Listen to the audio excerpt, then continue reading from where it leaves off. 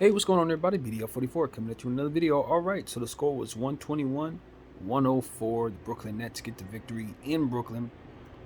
And, yeah, it was pretty much what I thought I would see, guys. I'm not really surprised by anything at all. You know, we just cannot get away with what we try every night. And it's going to be a copy and paste type of thing, man. It ain't really too much to think about when you look at Dennis Schroeder. He goes 2 for 15. Look at Patrick Beverly, and he goes 1 for 9. And you see them going 35 and 34 minutes, respectively. I mean, it's just, that's the game right there. That's the game. You know, that's it. You look at your free throw percentage. You shot like 60 something percent from the line as a team. They sent you to the line 37 times, but you only hit 20 something of them. Not enough. You shoot 30 something percent from the field, 30 something percent from the three. Was it like over 14 or 15 turnovers? I think it was like 15 or 16 turnovers. It just wasn't the greatest night for the Lakers as a team, obviously without our stars. So it's one of those things where it's like you remove your stars so you don't get to hold the team accountable for anything.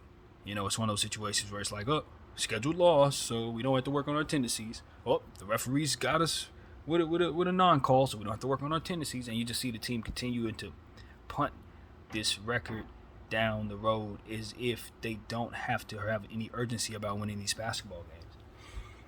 You know, you go up against a Brooklyn team that only has really two players that is really expected to beat you, and you sit the most important players and proceed to dumb it down so that they can beat you. I promise you, if AD and Bron plays this game, they don't win. They don't win. Because you're not going to have Schroeder attempting 14 shots. You're not going to have 9 shots attempted by Patrick Beverly. You're not going to have some of these other things that ultimately just went wrong. So it's like, for me, I personally think the Lakers are going to have a dog fight on their hands tomorrow with the Knicks. So to me, it made more sense for us to just play everybody tonight, beat the team that we definitely could flex on, and then rest them against the Knicks, where you would otherwise going to have trouble anyway, because they're deeper than us. They are deeper than us, whether we got Bron and AD or not. This is a deep basketball team with a lot of bigs.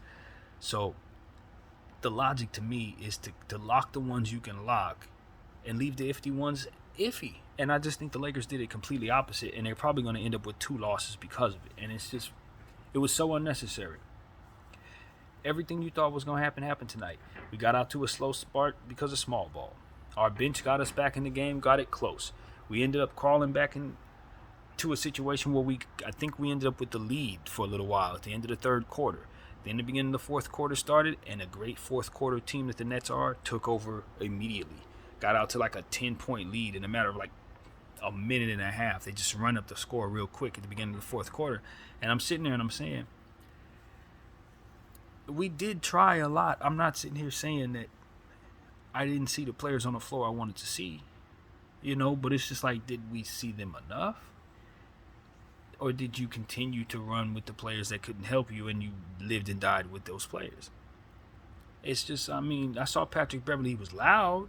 He was all over the floor being demonstrative. He was making his presence known, but if you look at his plus minus, he might have been like a +2. You look at the shooting, it was nothing. You look at the rebounds, nothing. Assists, couple assists, nothing really. Nothing for you to be giving them minutes. Not for no 35 minutes worth of production. And you look at Dennis Schroeder, same thing. It's like, I didn't get a whole lot of anything from either one of them dudes. At all. And I'm just sitting here watching them get the most minutes of anybody. And then I look on the other side and I see Deron Sharp getting 14 rebounds. Claxton 11 rebounds. Royce O'Neal 8 rebounds. And I look over and I'm realizing that the reason why is because they got 2 guards on the floor the entire time they can jump over. The whole game. 35 minutes, 34 minutes. The whole game.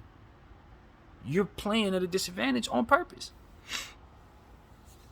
Then it's like, this is why we lose. This is why we lost every game we lost last year. It's why we're losing most of the games we lose this year.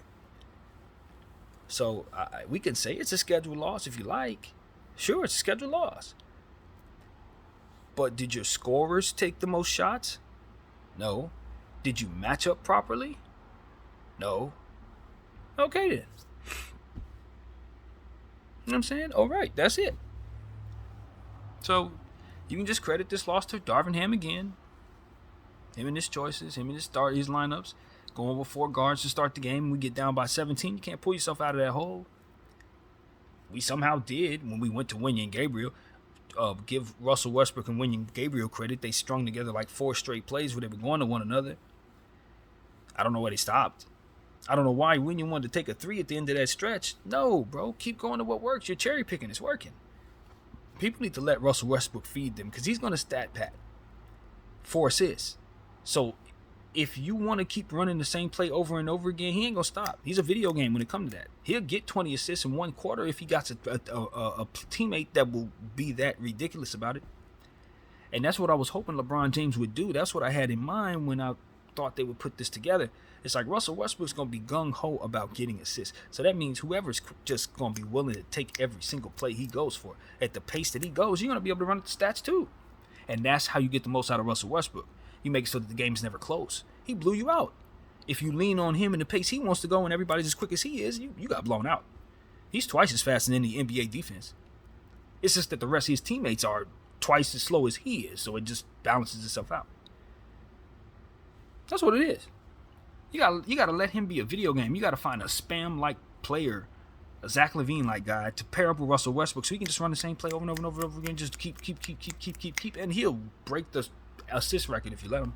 Speaking of Rich, he passed Gary Payton up today for 10th all-time in assists. We want to salute that.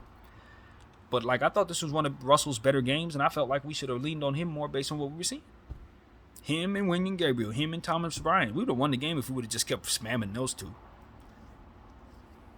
But, coach is leaning on Patrick Beverley and Thomas Bryant. And Dennis Schroeder because that's just what we have to do. What else do you want me to say?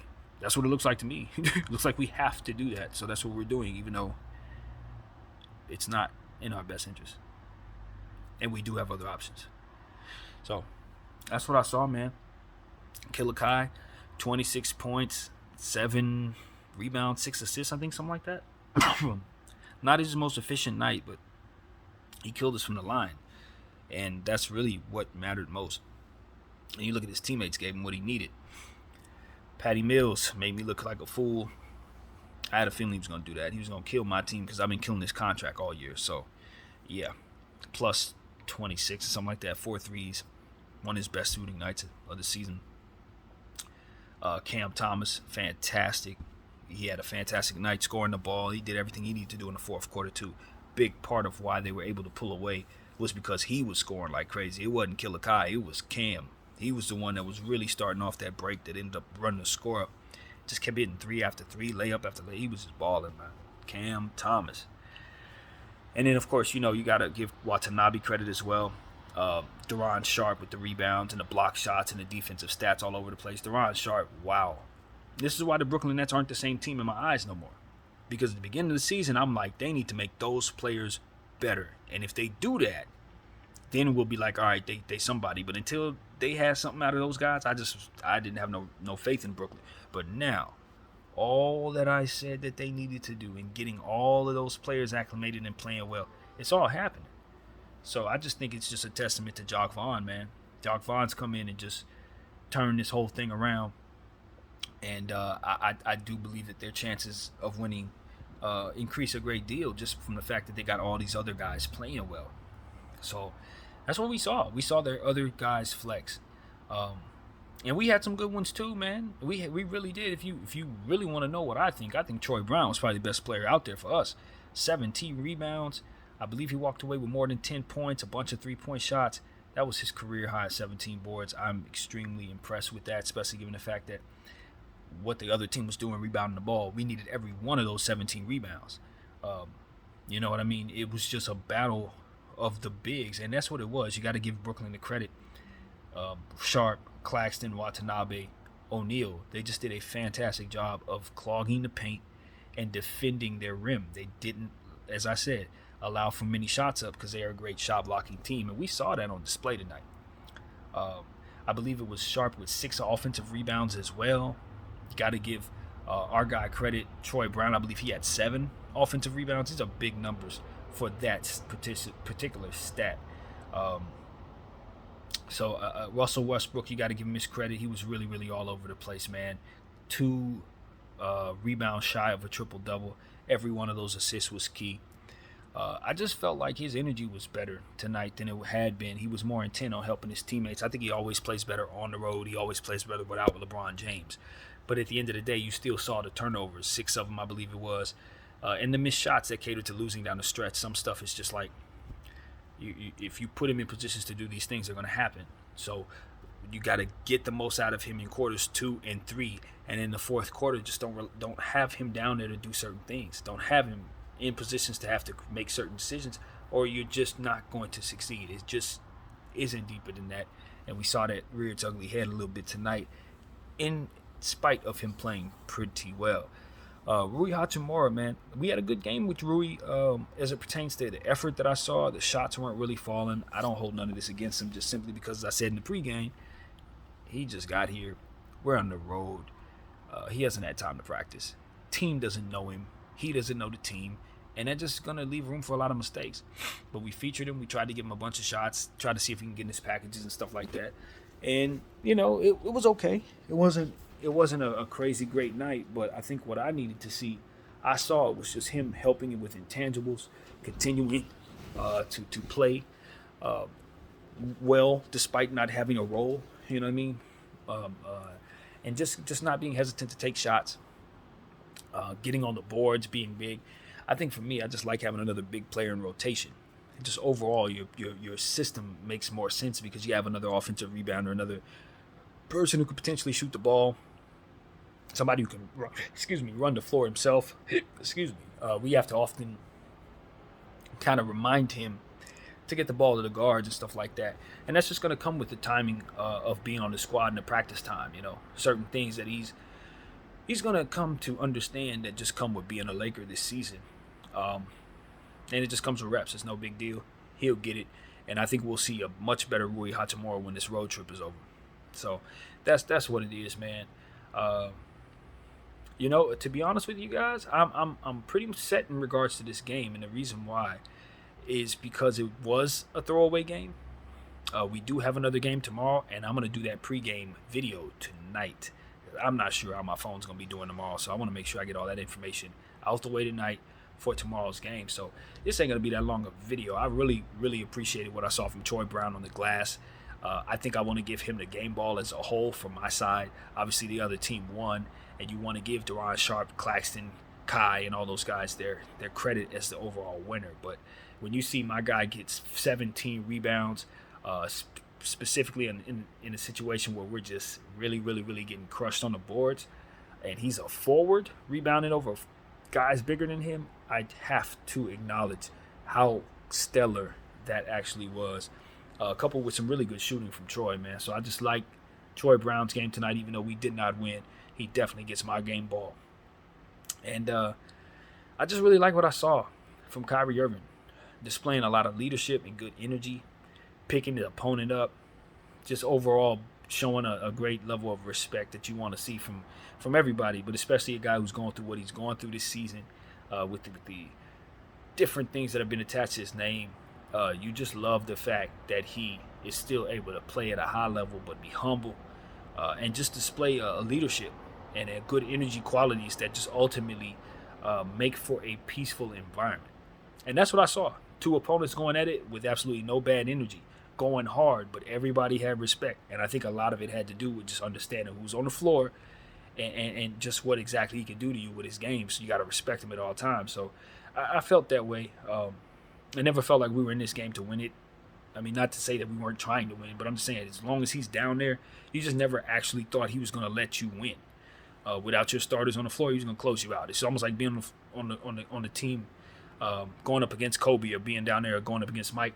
You just understand that certain guys are killer instinct type players, and down the stretch of basketball games, they're going to execute very well to close you out. And that's what it is. He's Kobe's disciple, man. So, that corner 3 that we saw, the J that he hit, it didn't surprise nobody.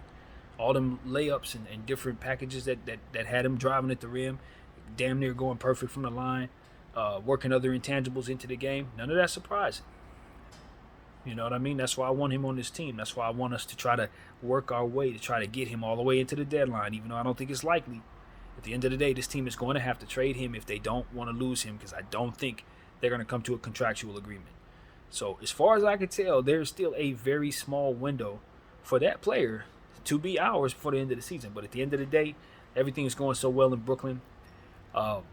It's just not looking like they should probably even do anything. If I'm them, I'm probably not going to move, especially given the fact they won tonight's game. So this is one of those situations where the Lakers dropped one, man. We probably should have strategized the opposite way. I think we would have for certain won this game, and I'm not certain we're going to win tomorrow's game either way. So it's going to take a hella five performance for LeBron and AD. It's Madison Square Garden, so you know they're going to want to show up. But I think we could have got this one at Barclays tonight. I'm certain we would have won this game if we would have had our core. So that's what I got to say, man. Not happy with dropping these games, y'all. We can do these designated losses earlier in the season, but now that we're getting to this point, we're playing with fire, man. We're playing with fire, and I think it's a decent chance we're going to regret how we've handled this. Strategize better, Lakers. Or you're going to regret it. That's what I got to say. So cutting this one short, only because I want to start the next one. So that's what I got to say, man. I hope everybody enjoyed this particular game, even though we didn't win it. I think we saw some good things. Troy Brown really gave me a lot of encouragement. That was damn near a W for me. To see that he can rebound like that I can trust him like that. Because for me, I didn't know he had that type of upside. I've been of the mindset that he's just an average player, and we got the rate on average players who can't really, develop as fast, and they don't have the upside, so it's like, why bother, that kind of thing. This is a type of game that helps me understand that his upside is much higher than we anticipated, and that if we continue to invest in him, we can see a return on investment that can really be explosive. So that's what I'm hopeful for, that this is the beginning of something. He's an extremely young player, even though you don't look at him like that. He's somebody who has a lot of upside, and I think it would be wise for us to consider what re-signing him looks like. He's definitely somebody you want to keep, a wing that can do this. Yeah, keep him. So that's what I got to say, man. Let's get straight into it. The Knicks coming up next. BDL 44. Thank you all for watching. I'm out.